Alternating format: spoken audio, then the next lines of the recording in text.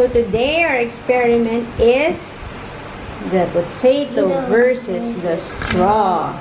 Can you try if you can poke the straw through the potato all through to the other side?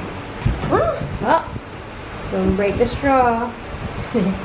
You only have those straws. Oh, but can you try it in one jab? What's jab? Like that. Boom. Oh, okay. Did it go all the way through? Nope. No. Well, Okay, now we're gonna try. No, that it's supposed to go all the way through the other side. Okay, it cannot, right, Zach? It Yeah. won't go through to the other side. Okay, now you try putting your thumb on top of the straw. Put your thumb on top of the straw.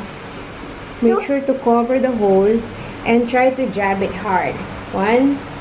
Hold the potato with the other hand, Zeb, so it won't roll.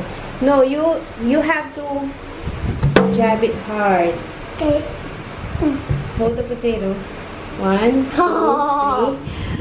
It's better on my face. It has to be like this, Zach. Like Look, Zach. Look at my potato.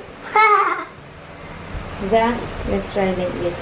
One. Wait, two, it's better no, on my hold the straw. face. Don't hold the straw. Don't hold the straw. One, two, three. Ay. Because her straw is so...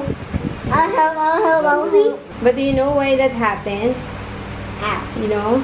I want to use a different straw now. When we only have this when you try to jab it, just holding like this and not covering this, the air goes through the other side when you jab, right? But when you cover the hole, the air pressure inside gets stronger. That makes the straw stronger. That's why it can go through the potato. Not through the whole thing. It's supposed to go through the whole thing, but your straw is so weak na.